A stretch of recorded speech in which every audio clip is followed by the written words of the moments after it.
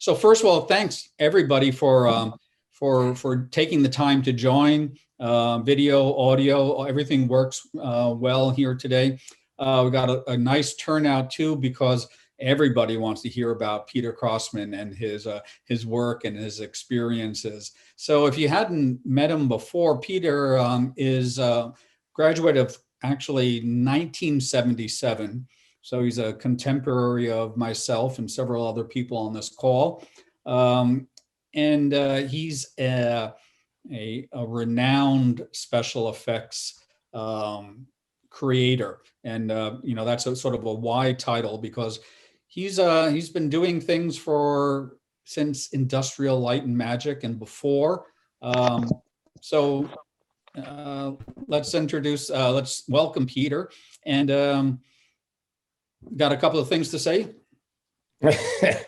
Yes, indeed. Good morning. It harkens back to how I started this. Oh, Peter, you have to unmute yourself. Boy, that's a common feature of modern day life. I was going to say that this harkens back, being early morning and my Sunday morning, to the experience that I had just during the time I started in Hong Kong, which was very unusual. Hong Kong and the state of the Republic of China is requiring 21 days of quarantine in this situation, and they are very strict about COVID regulations. They are sticking to it. This is a society that's running on pure contact tracing and strict guidelines. And you know what's amazing about it is it actually works. It says a lot about what could have happened in the US if they'd been aggressive about it and just decided that this is what people need to do. But that's another story. People are probably 20% vaccinated here now. But anyway, the way I started organizing this call was around an interview that I got to do associated with a show that came out last May. And as a small show, it just happened to be something I could do while I was in Los Angeles. And I found I don't like to leave home for shows. And here I am in Hong Kong. There's a certain burnout factor to the job. And you want to keep that fresh by, figuring out what your next move might be with which creators. And, it's a long story. It's sort of a no-win situation for people like my wife who have to just tolerate what the new change is. And it's the ultimate co-op in the sense that it's about a 2-year commitment, Yeah, it's it does harken back to co-op. I would never have gotten the skill sets that added up to this job had it not been, reaching a sort of stymied thing, with campus and what I was able to glean from my resources without people in co-op saying, you can reach out to artists, via a program called Great Lakes Colleges Association. In my junior year, I did that. And that was a game changer because, the co-op people always looked at co-ops and the fact that some people dropped out of school to maintain a co-op at times as a success rate, as a success thing, even though it's not good as policy to keep the tuition, but it's something amazing about Antioch. It really is. So anyway, it harkens back to the fact that I got a phone call and thought that I was 12 hours out of sync. And I thought they're calling too early, I'm not awake yet, and it was a guy from Deadline magazine. And I was certain that it was predicated on this show Made for Love that I had just finished. And they wanted it entered in the Emmy nominations, which is the way that the studios garner publicity and everything. So here I was sort of in a state of sleep, but I got up and I did, just what I did this morning, which is like wake up in the mirror and get on a Zoom call. And I thought, okay, well, this whole thing's going to evaporate because Made for Love it's a small show. It's a lovely show, but it's nowhere near Emmy nomination these days. I mean, Emmy nominations go to Game of Thrones, it's no longer the same specter of television, and television used to be easier to garner some, interest and praise for something groundbreaking.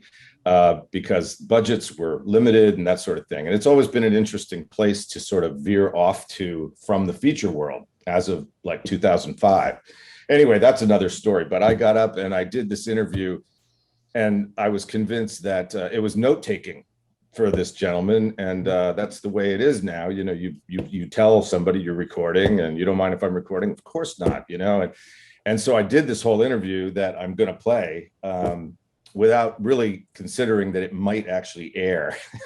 So I was semi-horrified in the morning. 3 weeks, 4 weeks later, when my producer wrote me an email that said, "Who's your publicist?" And I said, "Oh no, what's this about?" And I got on and I looked for the text, and I found the Deadline article, and I started reading it, and I got down to this point that I saw the big play arrow on top of my image on there, and I said, "Oh no." And that's what happened. So well, I hope it won't happen with this series as well. But there is a plan to have a private YouTube channel, so some of these might get I hope so. On YouTube for the rest of the alumni. So what are you doing in Hong Kong right now? I am doing a show called Expatriates, based on a novel by a woman named Janice Yee. Mm-hmm. And it's very akin to a movie that's now famous for us, miraculously Parasite, rose to garner all acclaim and is so worthy of that claim. And it's, as you know, a feature about the upper and lower classes of Korea to an extreme degree. And, Bong Joon-ho is a gifted filmmaker of all time and has done all kinds of genre. But anyway, it's got some of that in the sense that Hong Kong is such a unique place with a unique perspective, and it's somebody who is the main. Well, there are like four leads that they follow, which is why it lends itself well to series. And it's got some interesting issues with it. So I'm always hired to solve problems. Off track. I was just curious. So no, quite all right. So that's through the next 3 months, I'll be shooting here, and then I shoot in a studio environment in Malaysia, which is a less expensive way to shoot drama, is on sound stages. And, we have interesting problems like not being able to get out, so that we have to make exotic locations where there isn't the will or the ability to film at an exotic location. That happens a lot less, and visual effects handles it more. So. Well, good. Let's get into that. I think a lot of people are really, really in tune to visual effects, and I think we're all just totally fooled when we watch something, until we know behind the scenes that, oh, that's someone standing on a green screen or something like that. But let's roll with what you got. Oh yeah, should I just start showing the? I think so. I think so. I think it tells you an awful lot about history, and I'll go through and I'll be actually talking over parts of it as well. Let's see how that works. Yeah, that sounds great. So let's see. So am I sharing yet? Yes, we can see your. Okay, great. An editor or so. No. There we go. So I'm going to talk you through this, but this is essentially the Deadline interview. A couple of seminal events in my life is that loud enough? Determined my adaptation to wanting a life as an artist, in a sense. And one of them was definitely the fact that my parents were on a game show when I was quite young. They won a movie camera and projection screen and projector. They got the whole kit. And my dad had not been a movie maker at all. And in fact, he neglected them and found out that if he left them behind, there were those of us in the house that wanted to make use of them. I was hooked. I was pretty much hooked. And I follow that with some of the first times that I flipped the little 50 millimeter roll over. Nice. I started filming my friends and my grandmother, and got these wonderful double exposures that weren't the best idea. And this is where time lapse, the camera could do single framing. And I ended up doing some of these, I'm condensing things, but sure. Even in high school, I was fooling around with this stuff. And by the way, in the upper right is what an interview showed, because it's all about the star system. So I'm going to give the sponsor a moment and also let you know this is Made for Love. And that's the thread through this interview, obviously. Yeah, I watched the interview, and it was interesting. There's twice your discussion about your brother's wedding with this scene, Oh, should I start that part? Oh, that's all right. No, I think I sent a link in the email, so people who want to watch the whole thing uninterrupted. In college, okay. I was a journalist on the campus, and I interviewed John, and he had said to me after our interviews and everything, come visit in Mill Valley. I went and visited him in Mill Valley, and lo and behold, he was shooting an animated production that was being done with stop motion. And I applied for the work there, and I got it, and my lifestyle changed immediately from East to West Coast. And okay, so that's my, now you need to hear some history as to how it was that I was actually ready beyond the fact that I knew John or had interviewed John and gotten this invitation. I had also been very busy. This is the artist with whom I found an amazing mentor to learn animation. And he was given a CAPS grant in New York City. His name is Al Jarno. I'm going to introduce you here. And this is the movie we worked on. We worked on a show called Auto Song, which he had gotten a grant to do. And you'll see he's the ultimate Renaissance man. One of my overriding interests in making film always was trying to make something come alive, was trying to make a system which would take on some life of its own. And I'd always thought about cycles as both a very efficient way of making films, taking things and using them as repeating loops, but also how they had a whole lot of philosophical implications, either repeated in long loops of time or short loops of time, and became interested in the passage of sunlight over the course of a year as another reflection of that. The subject matter of my paintings were really very often just a vessel for the light. So I was always aware of light moving through space. Cosmic clock kind of represent that. And this is one of the films that we made. We did probably really flip to see what's 50 films together because they were short subjects. Totally independent. I lived in New York City. He lived in Brooklyn when we started, and he moved to Northport, New York. And I learned the lights of the craft of animation from Al. The tree could turn from day to night and day to night.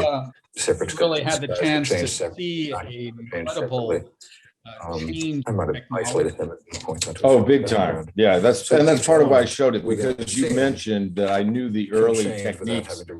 And those actually did help in the early days, because even ILM was using pretty primitive techniques compared to today. That's industrial light and magic. Industrial light and magic, yeah.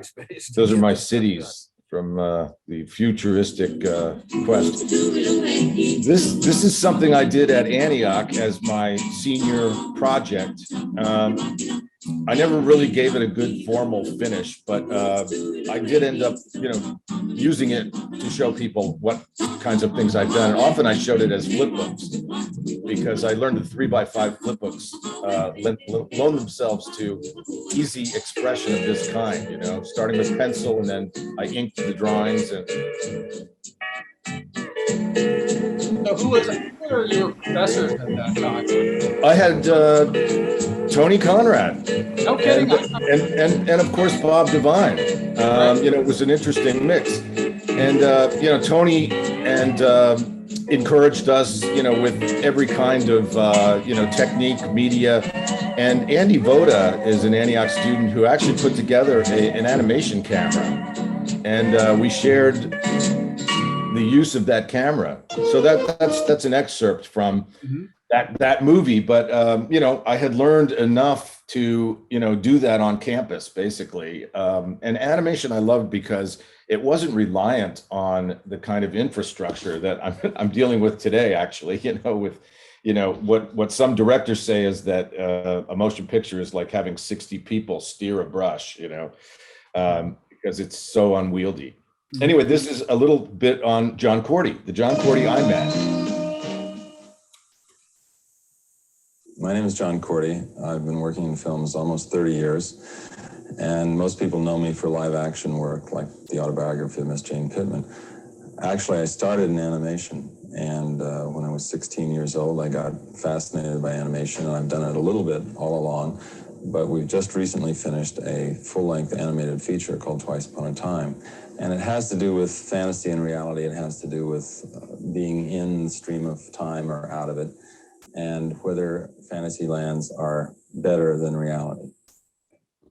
So was John Cordy an Antioch professor or a student, or? No, he was an Antioch student. I don't know what year, but he graduated from Antioch, and he always lived in California, Southern California, and he and Coppola and Lucas all decided that the Bay Area was a more fertile ground. They were rejecting the studio system of Hollywood by going to the Bay Area, and and then there was Saul Zaentz and fantasy films. There was sort of a triumvirate that broke out a little bit, but that lasted quite a long time in the world of the Bay Area. So this is Twice Upon a Time, just to show you what we were dealing with. It was a multimedia kind of show.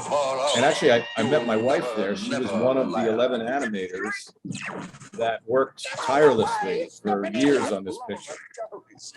This is the kind of, I was actually very proud of, inventing a technique to do this lava lamps scene, which is very much, putting together, a multimedia approach. This was actually done with jelly jars and bottles and water and Pellon cutout characters underneath them, so you can actually get the reverse, imagery going forward, and a little glow around it. So there was all kinds of techniques going into this whole show, and it was kind of for all of us, it was an ultimate master's degree.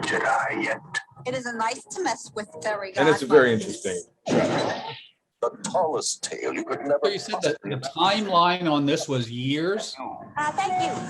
It took probably 5 years to complete, from sort of the pre-production period, which was quite long getting it started, and the tests and all that. But 2.5 years of really solid work by a small army in Mill Valley, California, out of a Victorian house. And there were people who had whispered to one another on the streets that they thought it was a halfway house because of the kind of people going in and out of it all day and night.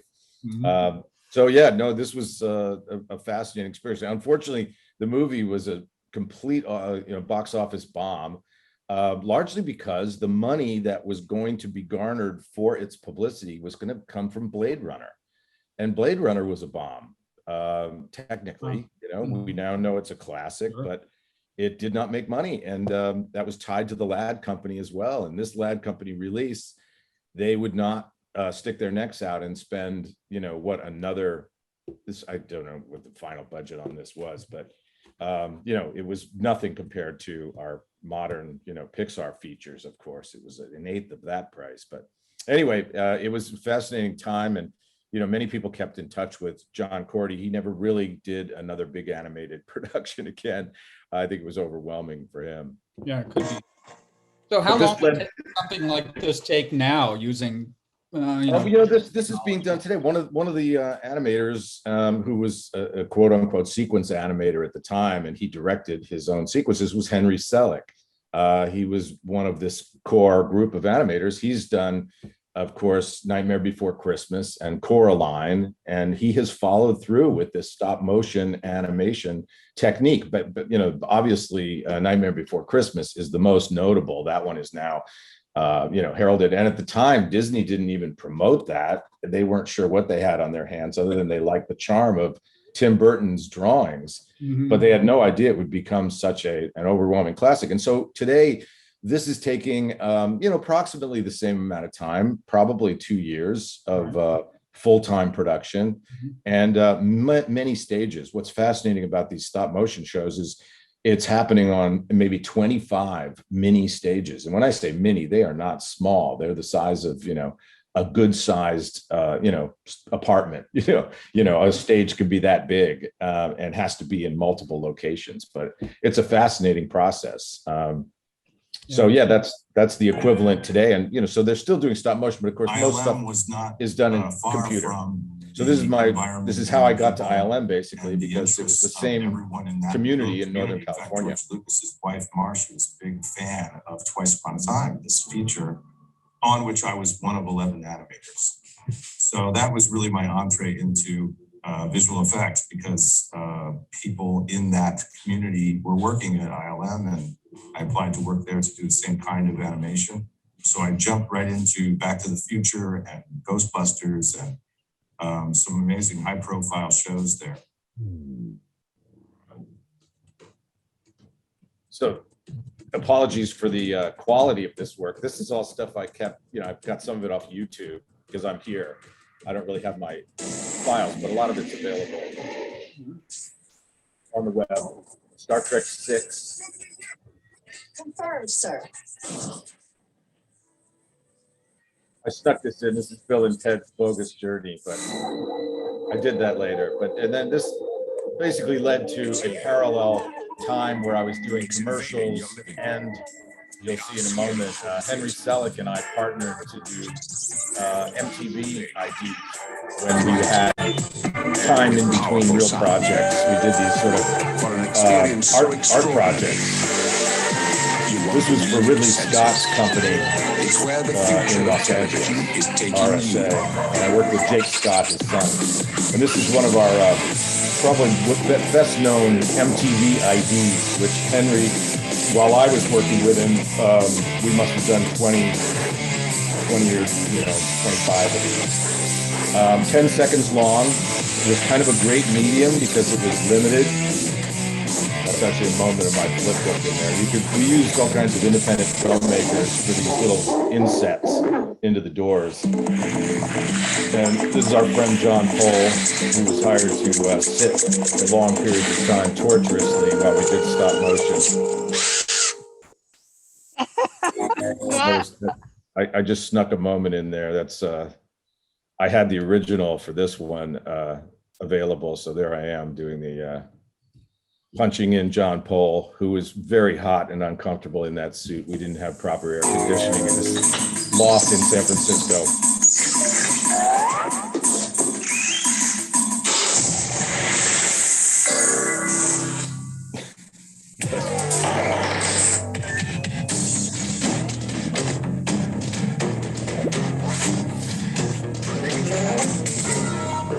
My first production was Tank Girl, which I did. And by the way, all these questions, I had no idea this guy was going to ask me. It was the first time I was trusted with the responsibility of a whole motion picture.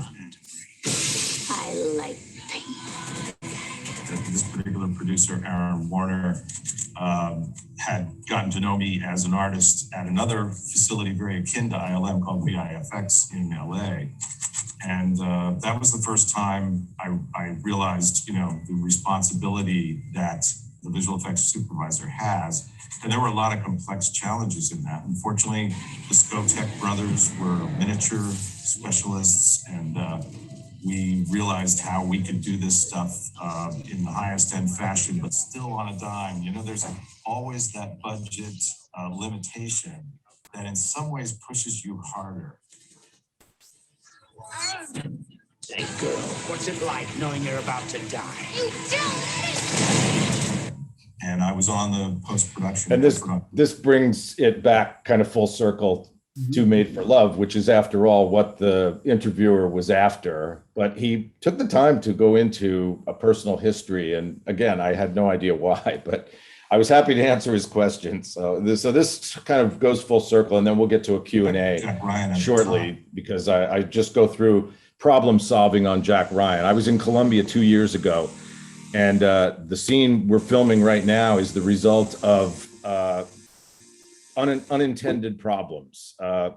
We basically found out once we were down in Colombia and had access to no rooftops, we were given no permission to fly helicopters around the inner city areas. We couldn't even put a helicopter shell on top of a building. We just got shut down one thing after another. And believe it or not, this scenario you're looking at here, which I called the sorry card, We can play the sorry card. It looks like the game of sorry. I don't know if anybody else, there were few people old enough to know what I was talking about. But anyway, I drew on a cocktail napkin, like the basic things that you'd need for the DP and one of the directors on the show. There's 3 directors, typically on a series like this. This is an 8-episode series. And I said, really, all you have to do is safely be able to get the helicopters in and out of there. And I have to have a barrier that features keyable screens on all sides of it. But this goes back to animation. This goes back to the kind of things I was doing with Al Charno, believe it or not, but you're doing them on a different scale.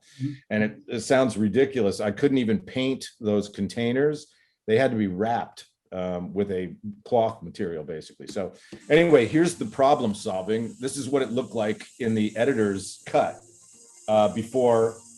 Basically, I hire a team of very sophisticated computer generated, specialists, computer generating image specialists who take this material and replicate buildings and rooftops from all kinds of surveying, which I did in Colombia at a building that we decided was the right corollary. It actually didn't have a roof like this at all. But here is the making of reel that I prepared. I did actually get nominated for an Emmy Award for with a team of 6 individuals for this work on this episode. So we were given time to put together what's called a before and after reel. So you see what we started with, and then you see the layers that get added on in order to make it all realistic. Yeah, it's pretty sophisticated process, and but you can see it all works. It's just a question of finding the right resources who can handle that kind of work and make sure that they have all the bells and whistles, the dust and the smoke and the grime. This was another big problem, is we would end up with that's a very healthy set of extras. But early on, they knew we needed a crowded square. And this is one of the things I'm hired for all the time, is to make sure that we can go into a location and shoot a square that looks like this when we start. And when the show airs, it looks like this. It looks like an inauguration. It's what? Looks like an inauguration. Yes. Yeah, it's a corollary to Caracas. We filmed Bogota for Caracas in the plot line. That's a whole other story. But anyway, here's how we do this particular kind of. You can see the orange. They look like army men. Those are digital extras. You can tile people. I could move that crowd around 5 times and shoot from a locked camera, but that's really not done as much anymore. The scheduling and everything that's required means full CG crowds are more the norm. And this is a process that takes a lot of work on the ground. I have to actually film or do still photographs or film of each clothed individual. So I use these people that are the actual extras and photograph their clothing in order to dress the digital extras. But the digital extras are, arguably, you can't tell the difference. That's the fact. So we needed to add troops. We did here. It wasn't exciting enough without people running. And here's this crowd of digital extras. It was a team of people who had done Jack Ryan, and I was on the post. So I guess the chances of me becoming an extra on some movie here in LA is getting less and less. We always have immediate extras. There's always walkthroughs, etc. These are big pictures, that you do digital extras. They are more expensive, but we use every kind of method that's possible. And this harkens back to Made for Love. I can either, it's just another few minutes now, and then I'll answer questions or go into other history. Had been involved in Jack I don't know, Ryan, time is really going. I don't even know what time it is. Oh, no, we're good. Okay, good. It is almost wrapped up. On the face So this is getting us all the way back to present tense and the movie that he wants to talk about, which is Made for Love. And this is Kristen Milioti, I love the fact who has that a they chip wanted that implanted to in her be head if so anyone omnipresent. wants to It was just air the the perfect, series. thing It's for me on to talk HBO about. Max, I understand, right? Correct. But we were all at home shooting this particular. I'll have to wait till it show. gets on It was impossible for us to Netflix. break it down, stop for what turned So out this to is be about being 4 or 5 interrupted by the months. pandemic. There were a lot of, We thought we were limitations almost that to the last put 2 on months of us as shooting far as this interacting series when on the set pandemic and that sort occurred. of thing. So And we the all first phase of the show that we shot, none of that was an issue. So we were very fortunate. And I think because we had the experience of doing it already, we probably came back probably sooner than many shows could. But I think the showrunners took the best possible advantage of it. They kind of did a preliminary post and figured out, I think, the whole episodic passage with that downtime. The hub was, absolutely the brainchild of both Alyssa, with her novel, but Jordan Farrar, our production designer, just took off. And this is what the 3D models of eventually things that we integrate into the show look like when they start out. That's the hub campus as a CG model, which is a proof of concept thing we do. Was all based on his original concept work, and we basically took some of the 3D assets that they created in SketchUp. They went into great detail, and we passed those on to Mars up in Toronto, and the rest really fell into place very quickly. It's basically a campus with these environments that can be moved where they need to be moved to facilitate, every aspect of life and this sort of experimental simulation that is the hub. And it's all basically computerized, My daughter helped design this interface screen, actually, when I was panicking over having no time to do anything.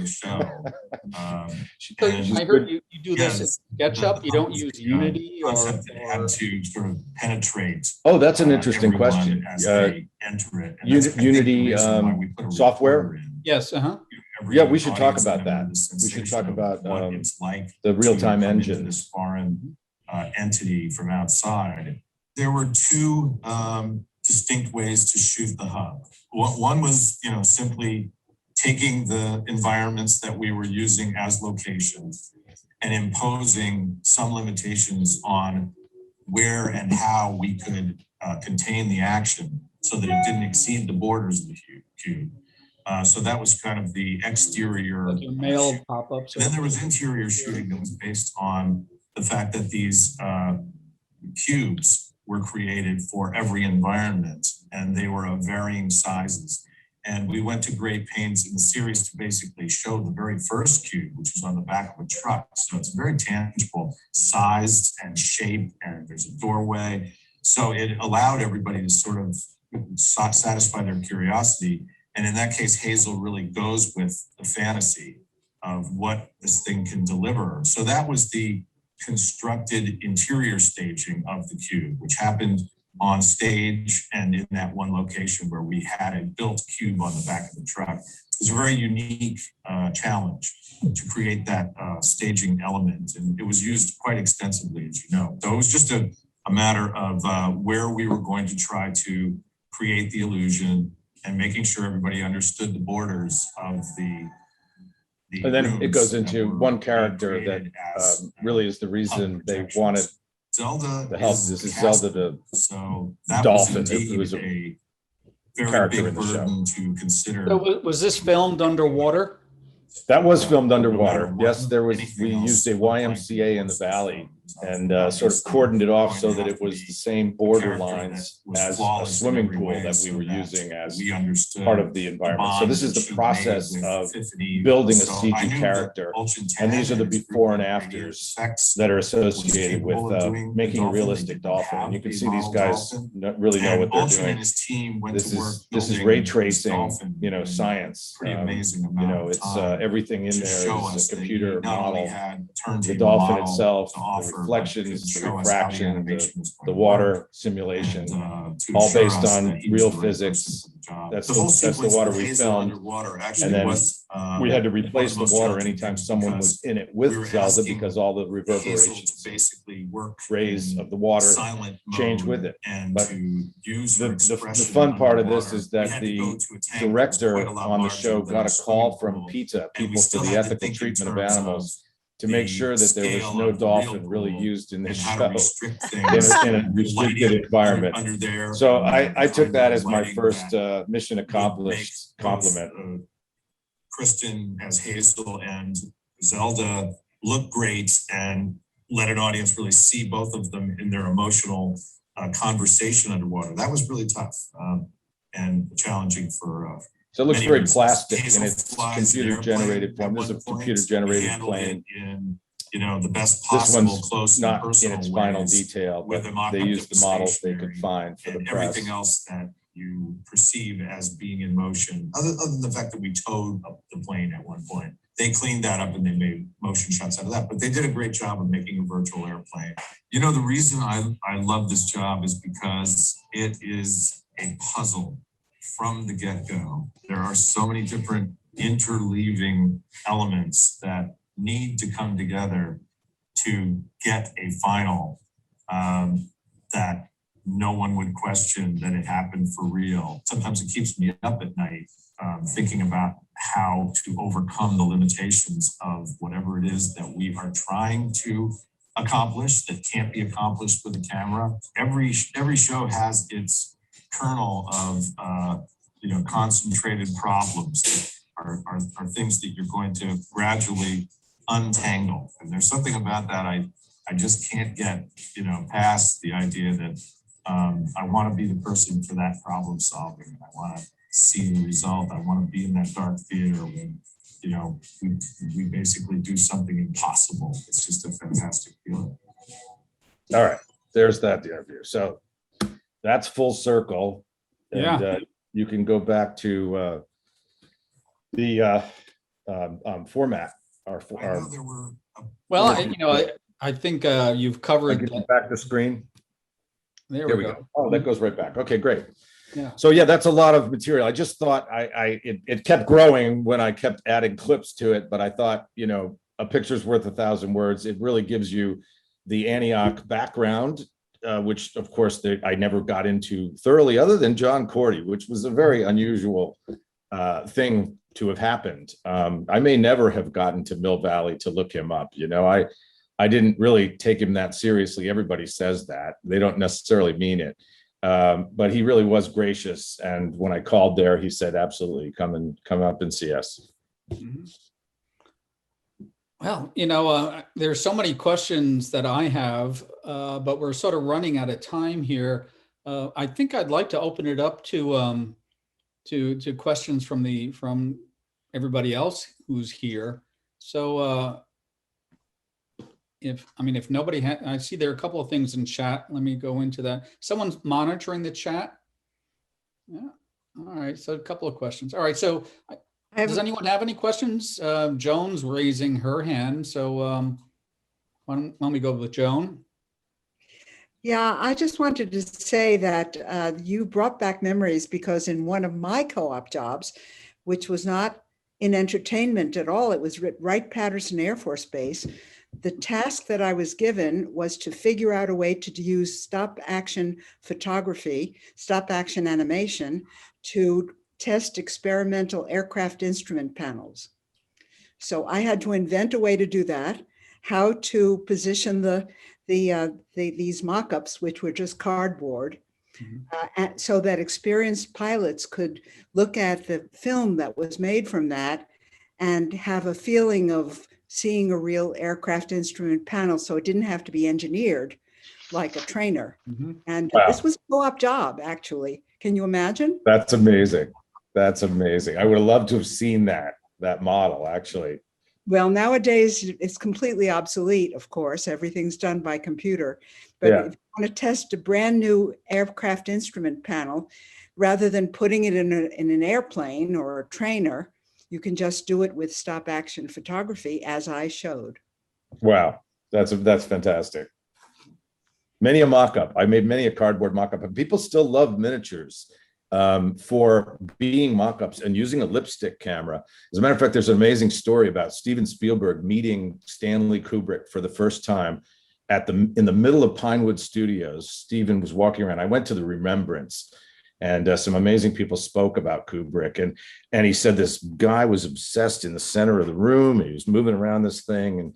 he finally saw us, and then he, waved, and they came over. It was the hotel for The Shining, and he was in there with a mirrored tube, like a telescope, and he was moving through the rooms, and he showed Spielberg his methodology, but he used it was a big quarter scale miniature or something. Anyway,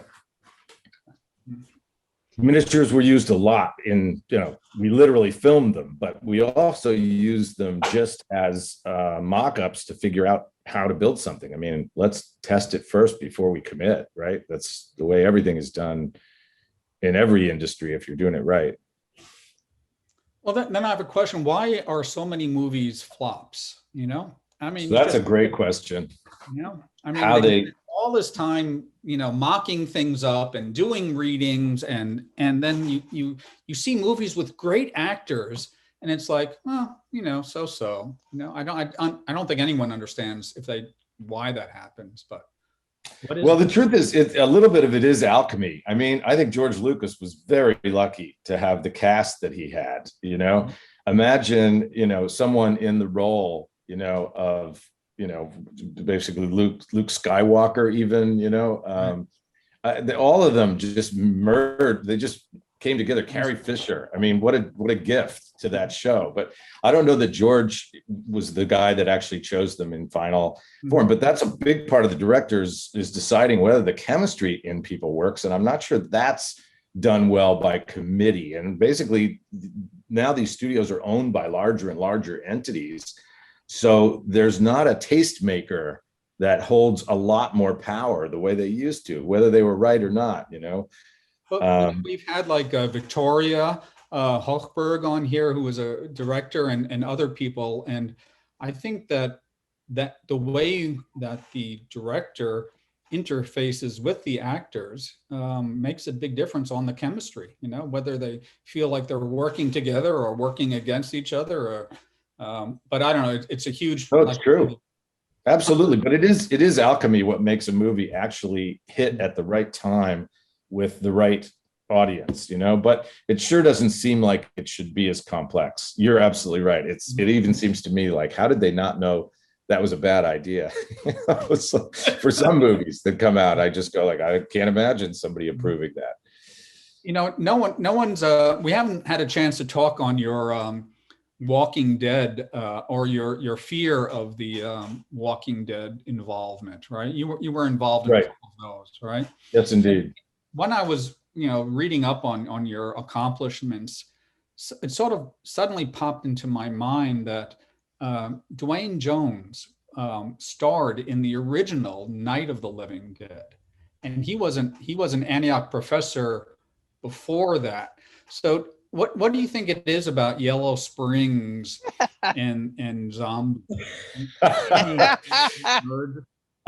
That movie was too scary for me to go see. I honestly did not want to see that movie. I actually have still never seen the whole thing from start to finish. It's and strangely enough, Fear the Walking Dead, which was the series that I was involved in, it wasn't my best, choice as far as content goes. But, having said that, again, the puzzles are numerous, even if it's a gory mix of puzzles, then an awful lot of that show they spend offing these, characters. I started watching them and I said, well, this isn't for me. I mean, I wouldn't I can't recommend it for the faint of heart. Any of those zombie movies are just. But Dwayne, obviously he was very clever to know that there was a good audience for that show, and the potential of it was. Well, he didn't write it. He just. No, he was in it. Yeah. Uh-huh. But it was sort of a breakthrough role, even in not only in the genre, but for having Black actors in a role like that. That was it was. I think I might go revisit that one. Any other questions? Just wanted to say that to the question about what happens in Yellow Springs, really what happens at Antioch that makes all these things, these people able to do the things that they do. And I think the answer is that we have learned from co-op as well as from campus that you never say no when somebody says, can you do something? always can do it. You always can figure out a way to do it.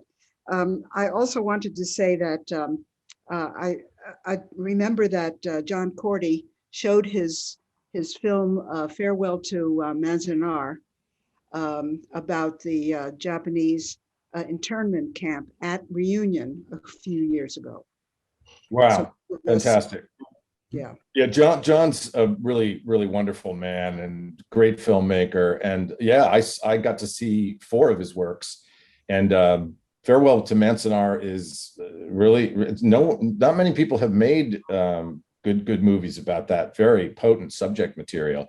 And Miss Jane Pittman, obviously, he was rewarded in terms of, Emmy Awards and that sort of thing. And that's one of the first things we knew about John is, and there was who are the DeBolts and why do they have 13 children? Again, he always put a spotlight on, subject matter that was not made for television. It was difficult and it was insightful, and that's what made John special, really. Yeah, well, we were lucky to have him in the mix, and I was very surprised at the fact that he was doing animation. I really didn't expect that when I went to visit him. He actually had showed me Sesame Street stuff, and I told him that's where we have a bit of a crossover because I've done some Sesame Street. It's a viable way to learn, and it's a really great cause. If you can think creatively about children's television, and there were 4 shows that Al Jarno and I did together, and Al pulled back the curtain and let me kind of help with the content to a certain degree.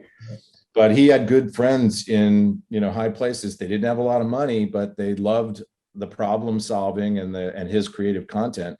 And it gave me a first home in filmmaking when I was relegated to shooting a lot of cameras. I did industrial camera work on the side when I was an Antioch graduate just to earn some money. And I worked for awful ad agencies, and it was harrowing. It almost made me quit the business, but again, you never say no. And I took these jobs and I learned on every one of them. I learned how to use a down shooter called an Oxbury camera, which was used in early animation. That's what I used at the Air Force Base. There you go. Yeah, a down shooter.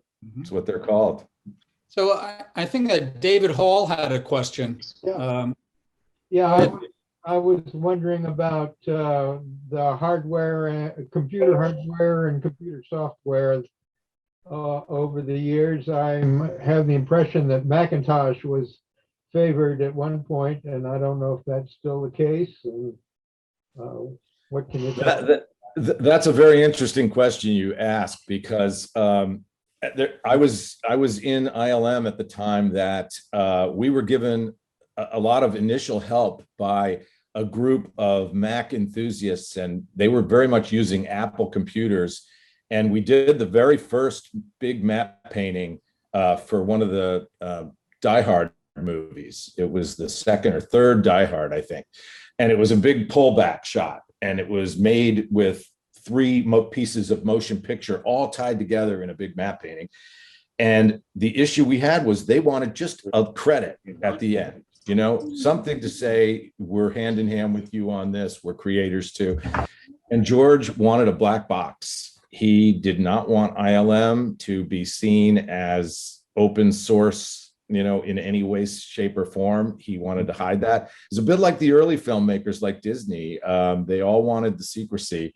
And but anyway, Macintosh has quietly always stayed in the creative. The guy who created Photoshop was at ILM. He and his brother, his name's John Knoll, and his brother Thomas Knoll is, could be a mini Jeff Bezos at this point, because obviously he never even thought about how big the potential was for what was essentially an optical printer, given an electronic format. But what happened is, Macs became more like PCs. They actually merged at the Unix level, if you know early computing. And now Linux is an open source kind of Unix that's accessible for all computers, and the cheap hardware can run on Linux. And so it sort of makes it less expensive to run these big farms of renderers.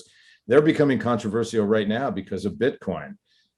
These massive render farms are being put to use solving problems to create this standard. It's a complex thing, but it's the same hardware. We can't get our hands on some hardware right now because of the demands of Bitcoin. And it's been actually sort of roiling the stock market a little bit when somebody like China puts the thumb on the scales and says, we're not supporting Bitcoin. And all of a sudden, software and hardware are stopped in their tracks. They're suddenly available to people that want to use them for graphics. But up until that point, you're struggling and you can't even get the equipment. It's a strange thing now that everyone sort of uses the same kind of hardware software combo now. But in the beginning, it was quite diverse track-wise. There was the rise of something called silicon graphics, which we never thought we'd see the end of, but they saw the logic in putting bitmap graphics into their machines the way Apple did, but on a much bigger scale. And they ruled. We had to rent those machines for the first 10 years of my time at the studios. That was part of my job, was finding out how to contract the 10 big machines we'd have to buy, and allocating the personnel for them, and all that stuff was really quite complicated compared to today. But it's a good question. The Macintosh is it still rules on the independent and network level in these offices and everything. It's really taken its lead over the PC, basically. Thank you, David. And plus, the product placement is ubiquitous. Yes, it is. Every movie that has someone working on a computer is a Mac. So they've done a good job. Yeah, they're smart enough to know that's decent publicity and it's free. Mm-hmm. Yeah.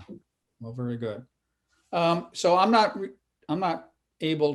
really watching the chat there, but any other questions out there from people? If not, it's 6 o'clock. So Peter, I can't thank you enough for putting all this stuff. I could close if you want to. I just have I have a reel of stuff that I did over the last years. I have a reel that goes out when I'm applying for work, and it's a few minutes long, but I could put it up if you want. Why don't you put it out, roll those credits, and and anybody, we can have future breakouts, and it was a pleasure to do this. I'm so proud of you for keeping LA Cafe going. It was a great idea, and I knew my day would come. I sort of dreaded it, I must admit. I thought it's never easy, to sort of put things in perspective. But you helped me with our initial discussions, and then this interview and the publicity. I had no idea. As I said, I thought that as soon as I didn't get an Emmy nomination, which I didn't for that dolphin and that show, I thought it would all evaporate. I was sure, hey, I don't have to worry about this. This is never going to air. It's certainly, I don't even know if it'll make it to an article. It's rare that those of us in the trenches actually get the spotlight for even a minute. You can see in my interview, all they did was put up the stars of the show. Well, we have to work on getting you a Wikipedia entry. I think you're not there. You should be. I don't know how to do it, but I'll look into seeing what it takes to create a Peter Crosman with one S, a Wikipedia entry. That's very, very kind of you. All right. Well, I'll just go out with this. And this is basically what I call my show reel. And it has a whole bunch of different stuff on it. Yeah, I don't think anybody is going to drop off early. I can tell you that.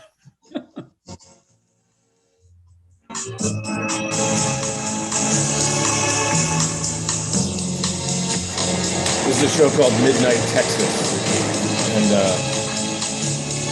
I just happen to have connections with the Richard Parker people that did Life of Pi, and they were able to give me a tiger at television rates for this one particular show. They were very kind.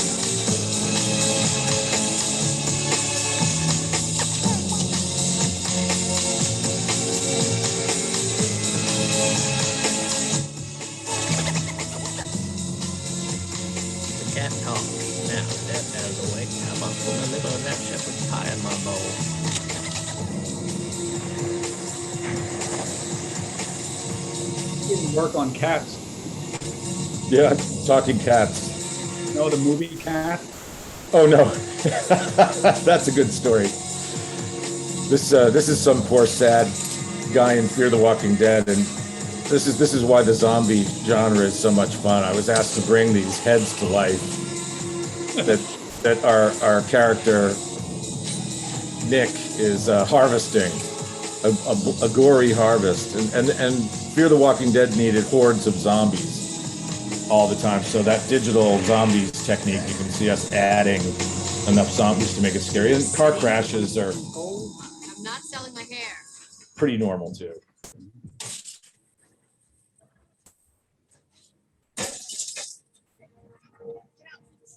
Those are wonderful problem-solving exercises. This is a flood, and the flood had to happen in places that we could film conventionally, but of course there's no access to water, and they needed something really big. So this is a solution for digital water.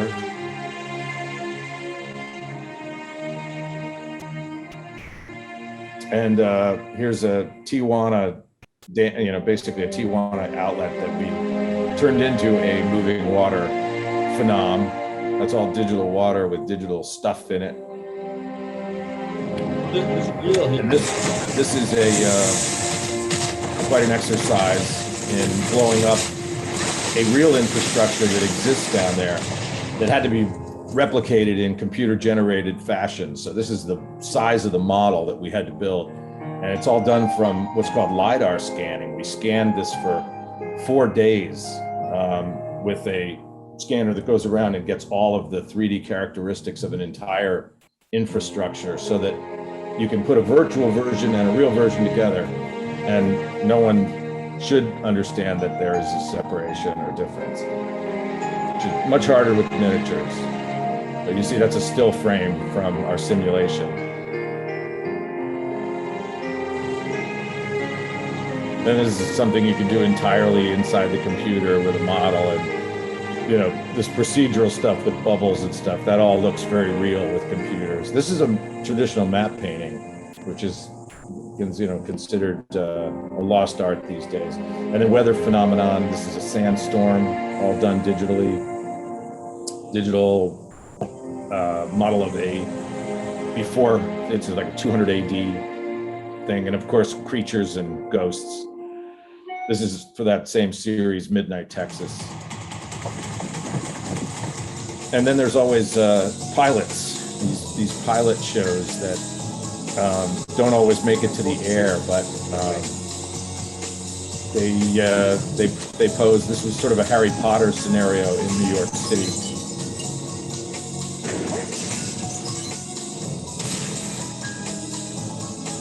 Oh, and of course, superheroes. Let's not forget superheroes. Here's someone that ages, unfortunately, very quickly. I feel I'm aging too quickly.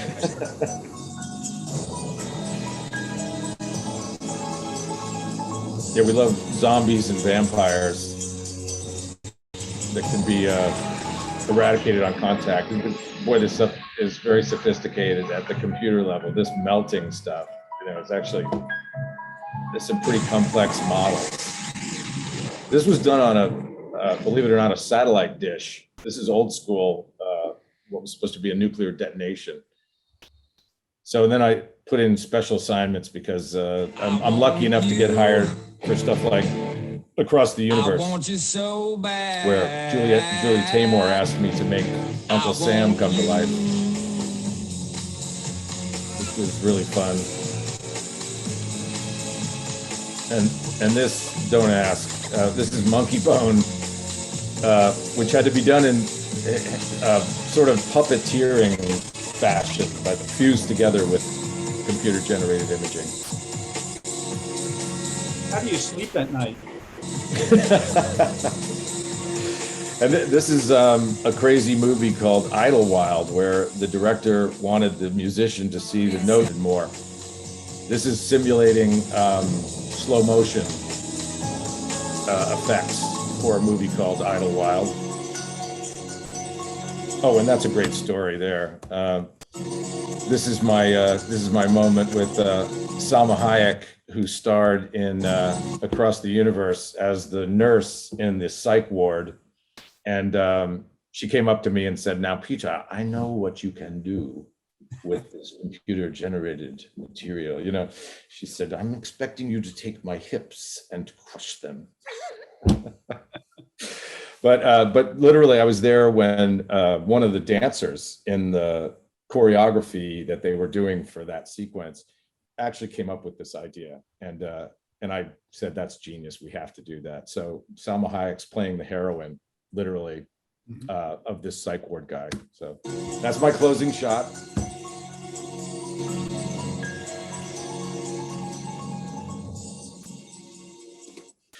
But yeah, I'm so glad everybody could make it who made it.